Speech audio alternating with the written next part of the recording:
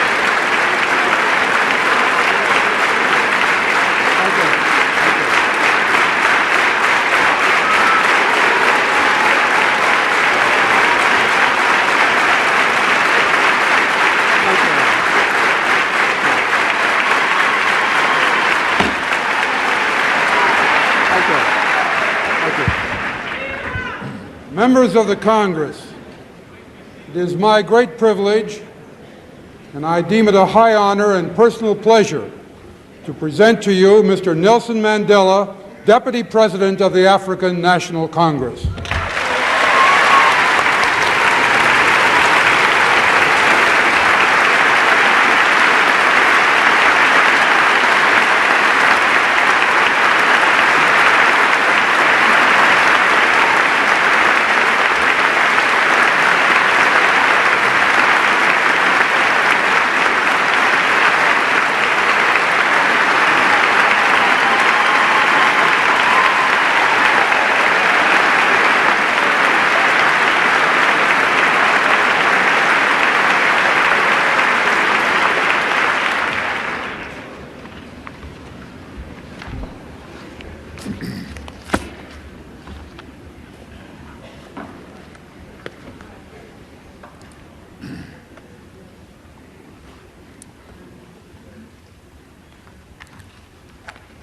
Mr. Speaker, Mr. President, esteemed members of the United States Congress, Your Excellencies, ambassadors, and members of the diplomatic corps, distinguished guests, ladies and gentlemen, it is a fact of the human condition that each shall, like a meteor, a mere brief passing moment in time and space, flit across the human stage and pass out of existence. Even the golden lads and lasses, as much as the chimney sweepers come and tomorrow are no more. After them all, they leave the people enduring, multiplying, permanent, except to the extent that the same humanity might abuse its own genius to emulate life itself. And so we have come to Washington in the District of Columbia and into these hallowed chambers of the United States Congress, not as pretenders to greatness, but as a particle of a people whom we know to be noble and heroic, enduring, multiplying, permanent, rejoicing in the expectation and knowledge that their humanity will be reaffirmed and enlarged by open and unfettered communion with the nations of the world. We have come here to tell you, and through you, your own people, who are equally noble and heroic, of the troubles and trials, the fond hopes and aspirations of the people from whom we originate. We believe that we know it as a fact that your kind and moving invitation to us to speak here derived from your own desire to convey a message to our people, and according to your humane purposes, to give them an opportunity to say what they want of you and what they want to make of their relationship with you. Our people demand democracy. Our country, which continues to bleed and suffer pain, needs democracy. It cries out for the situation where the law will decree that freedom to speak, or freedom, constitutes the very essence of legality and the very thing that makes for the legitimacy of the constitutional order. It thirsts for the situation where those who are entitled by law to carry arms as the forces of national security and law and order will not turn their weapons against the citizens simply because the citizens assert that equality, liberty, and the pursuit of happiness are fundamental human rights which are not only inalienable but must, if necessary, be defended with the weapons of war. We fight for and visualize a future in which all shall, without regard to race, color, creed, or sex, have the right to vote and to be voted into all elective organs of state.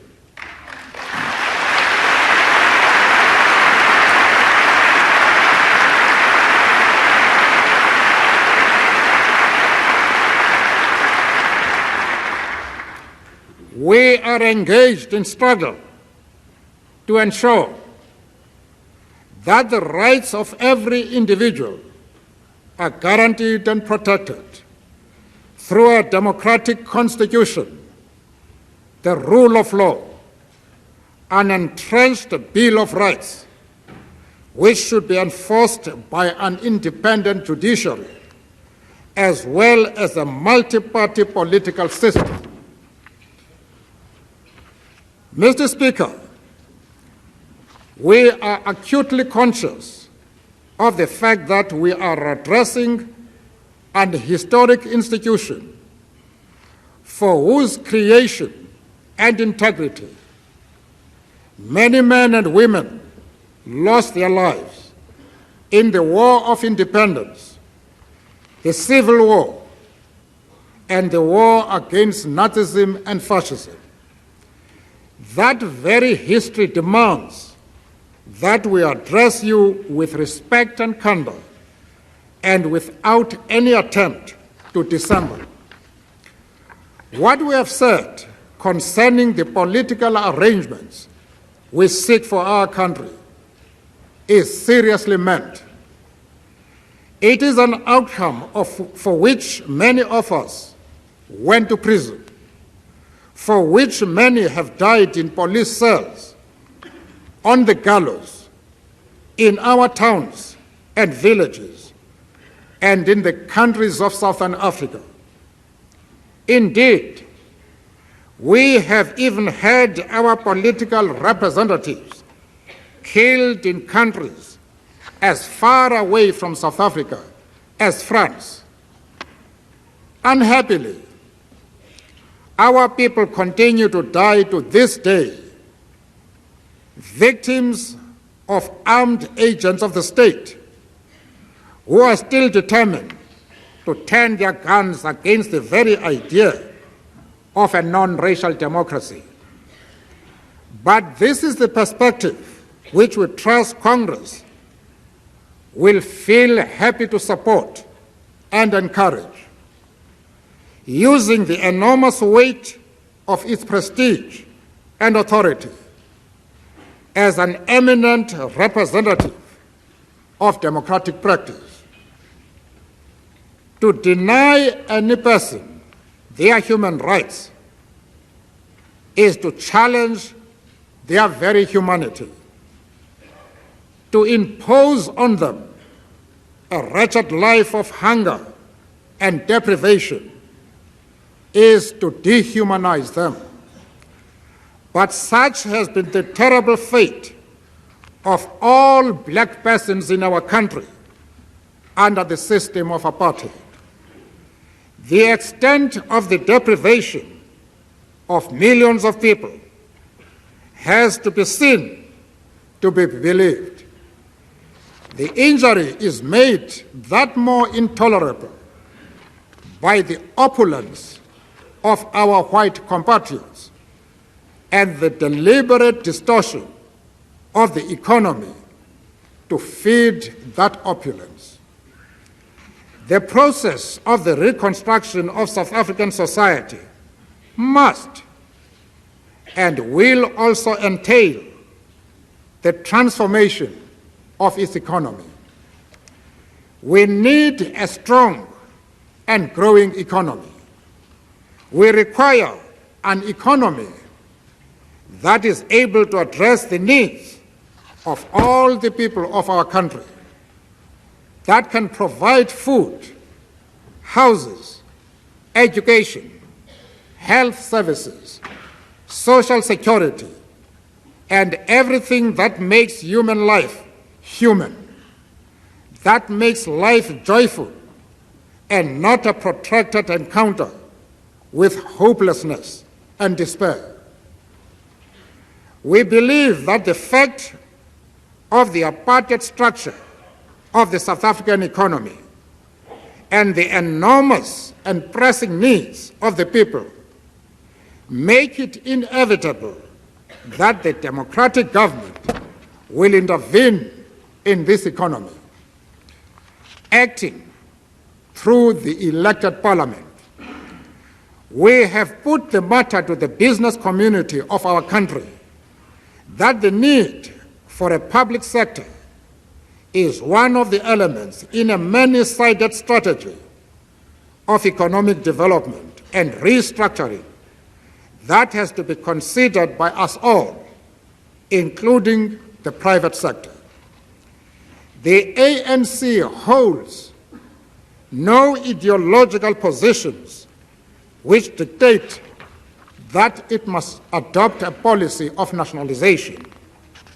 But the ANC also holds the view that there is no self-regulating mechanism within the South African economy which will, on its own, ensure growth with equity. At the same time, we take it as given that the private sector is an engine of growth and development, which is critical to the success of the mixed economy we hope to see in the future South Africa. We are accordingly committed to the creation of the situation in which business people, both South African and foreign, have confidence in the security of their investments, are assured of a fair rate of return on their capital, and do business in conditions of stability and peace. We must also make the point very firmly that the political settlement and democracy itself cannot survive unless the material needs of the people, the bread and butter issues, are addressed as part of the process of change and as a matter of urgency. It should never be that the anger of the poor should be the finger of accusation pointed at all of us because we fail to respond to the crisis of the people for food, to the cries of the people for food, for shelter, for the dignity of the individual.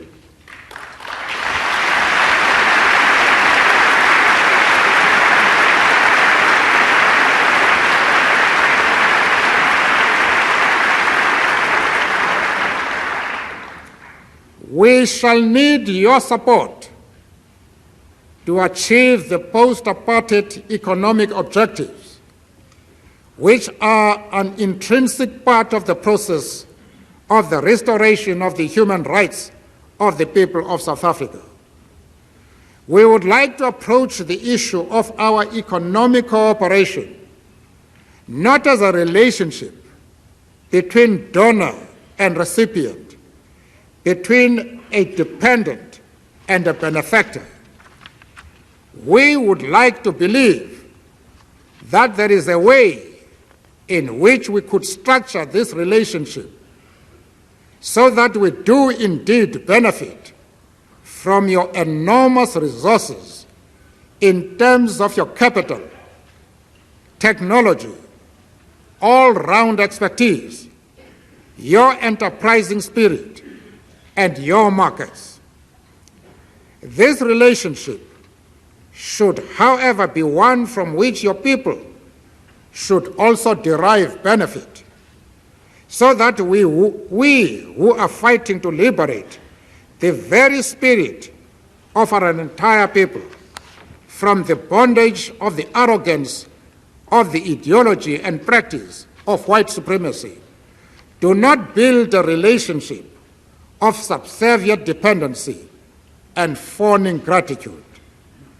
One of the benefits that should accrue to both our peoples and to the rest of the world should surely be that this complex South African society, which has known nothing but racism for 3 centuries, should be transformed into an oasis of good race relations, where the black shall to the white be sister and brother, a fellow South African, an equal human being, both citizens of the world.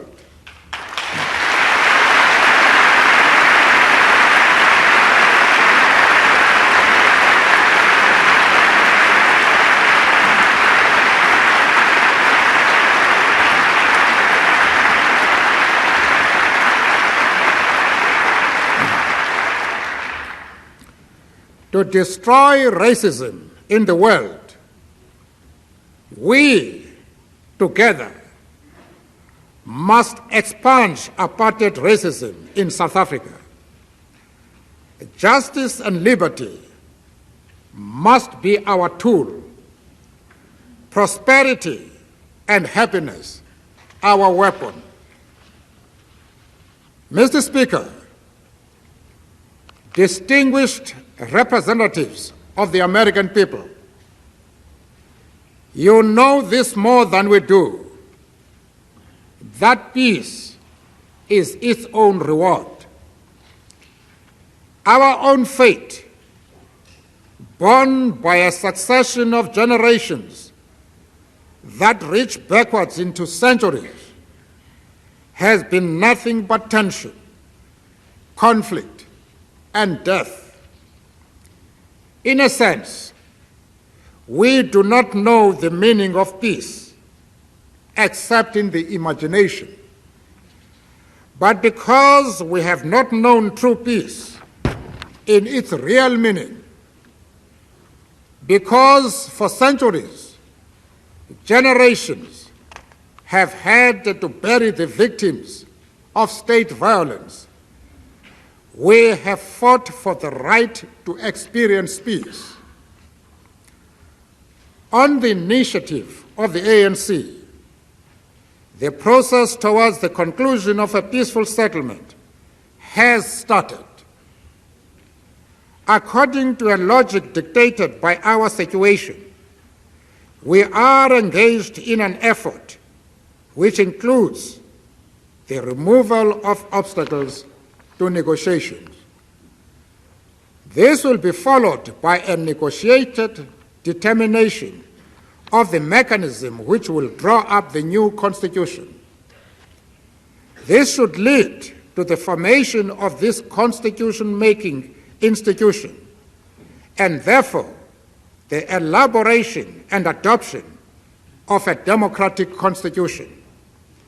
Elections would then be held on the basis of this constitution, and for the first time, South Africa would have a body of lawmakers which would, like yourselves, be mandated by the whole people. Despite the admitted commitment of President de Klerk to walk this road with us, and despite our acceptance of his integrity and honesty of his purposes, we would be fools to believe that the road ahead of us is without major hurdles. Too many among our white compatriots are steeped in the ideology of racism to admit easily that change must come. Tragedy may yet sully the future we pray and work for if these slaves of the past take up arms in a desperate effort to resist the process which must lead to the democratic transformation of our country.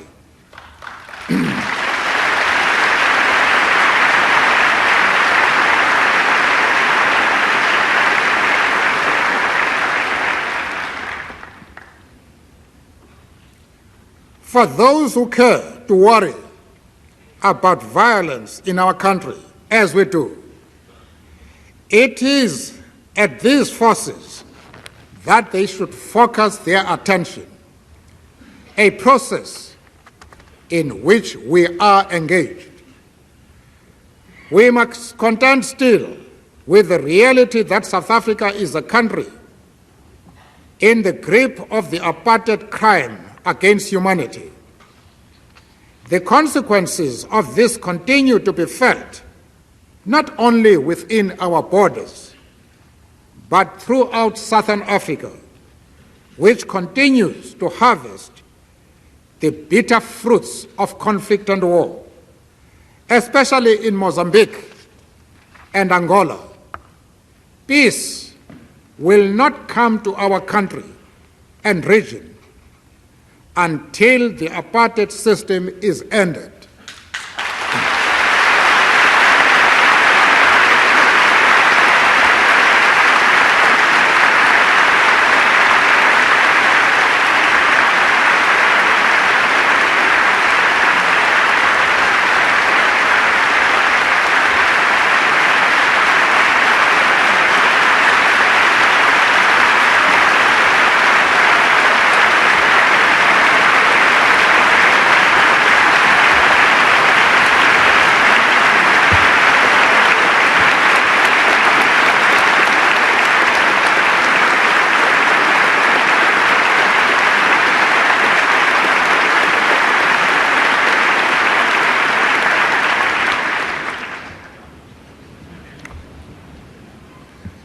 Therefore, we say we still have a struggle on our hands.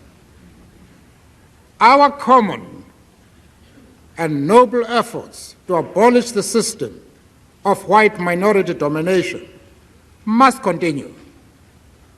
We are encouraged and strengthened by the fact of the agreement between ourselves, this Congress, as well as President Bush and his administration, that sanctions should remain in place.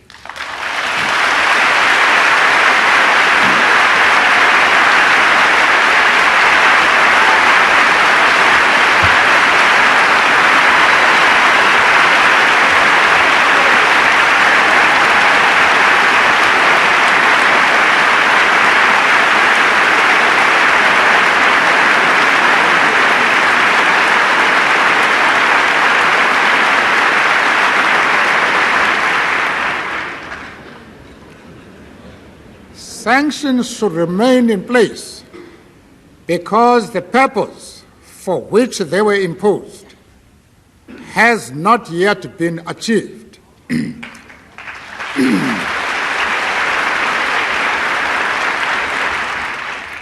We have yet to arrive at the point when we can say that South Africa is set on an irreversible course leading to its transformation into a united, a democratic, and non-racial country.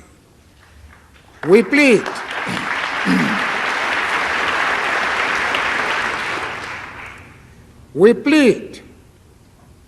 that you cede the prerogative to the people of South Africa to determine the moment when it will be said that profound changes have occurred and an irreversible process achieved, enabling you and the rest of the international community to lift sanctions. We would like to take this opportunity to thank you all for the principled struggle you waged, which resulted in the adoption of the historic Comprehensive Anti-Apartheid Act, which made such a decisive contribution to the process of moving our country forward towards negotiations. We request that you go further and assist us with the material resources which will enable us to promote the peace process and meet other needs which arise from the changing situation you have helped to bring about. The stand you took established the understanding among the millions of our people that here we have friends. Here we have fighters against racism who feel hurt because we are hurt, who seek our success because they too seek the victory of democracy over tyranny. And here I speak not only about you, members of the United States Congress, but also of the millions of people throughout this great land who stood up and engaged the apartheid system in struggle.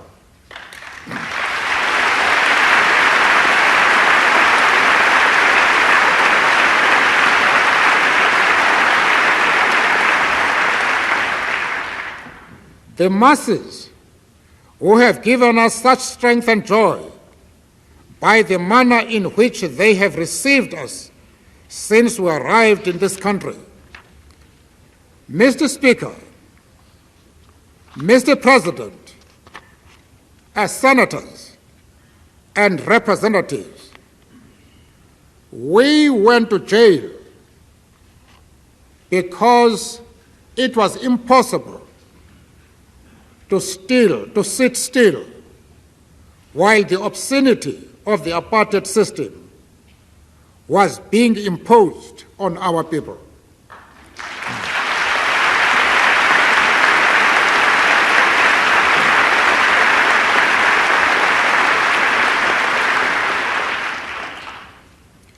It would have been immoral to keep quiet while a racist tyranny sought to reduce an entire people into a status worse than that of the beasts of the forest. It would have been an act of treason against the people and against our conscience to allow fear and the drive towards self-preservation to dominate our behavior, obliging us to absent ourselves from the struggle for democracy and human rights, not only in our country, but throughout the world.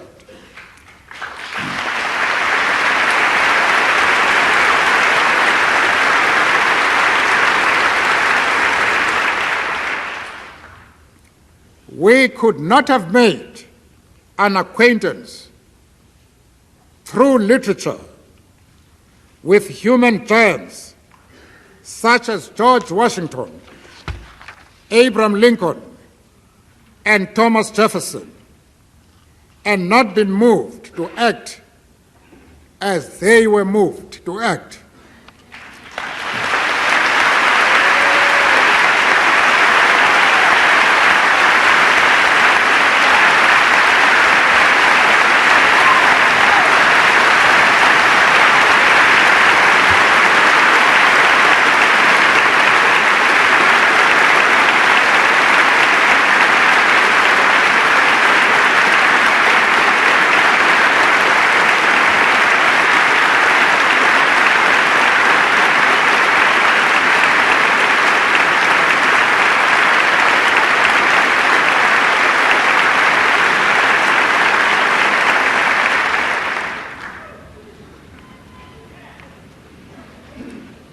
We could not have heard of and admired John Brown, Sojourner Truth, Frederick Douglass, W.E.B. Du Bois, Marcus Garvey, Martin Luther King Jr., and others.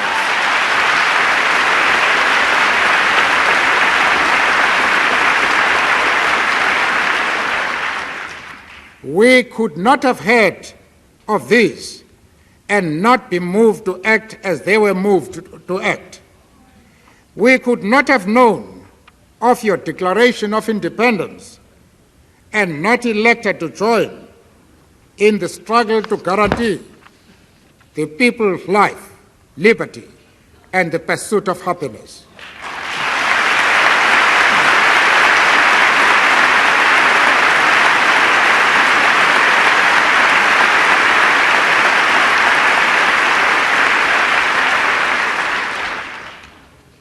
We are grateful to you all that you persisted in your resolve to have us and other political prisoners released from jail.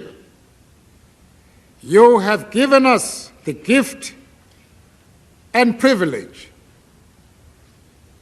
to rejoin our people, yourselves, and the rest of the international community in the common effort to transform South Africa into a united, a democratic, and non-racial country.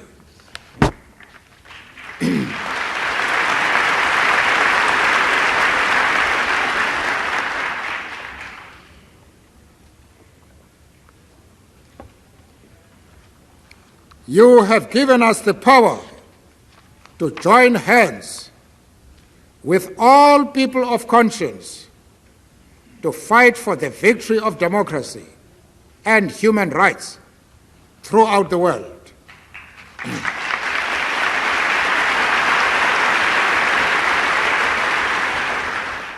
We are glad that you merged with our own people to make it possible for us to emerge from the darkness of the prison cell and join the contemporary process of the renewal of the world. We thank you most sincerely for all you have done and count on you to persist in your noble endeavors to free the rest of our political prisoners and to emancipate our people from the larger prison that is apartheid South Africa.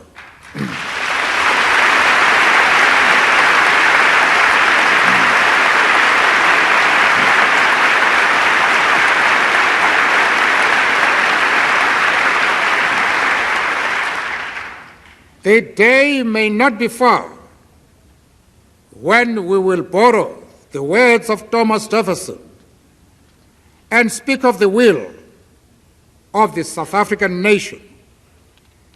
In the exercise of that will by this united nation of black and white people, it must surely be that there will be born a country on the southern tip of Africa, which you will be proud to call a friend and an ally because of its contribution to the universal striving towards liberty, human rights, prosperity, and peace among the peoples.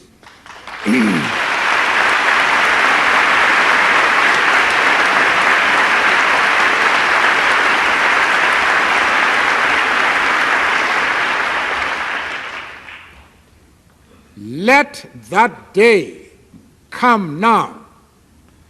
Let us keep our arms locked together so that we form a solid phalanx against racism to ensure that that day comes now. By our common actions, let us ensure that justice triumphs without delay. When that has come to pass, then shall we all be entitled to acknowledge the salute when others say of us, "Blessed are the peacemakers."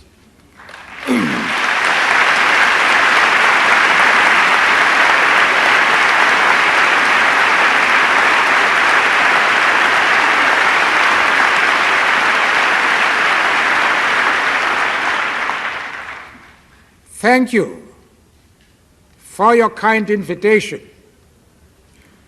to speak here today, and thank you for your welcome and the attention you have accorded our simple message.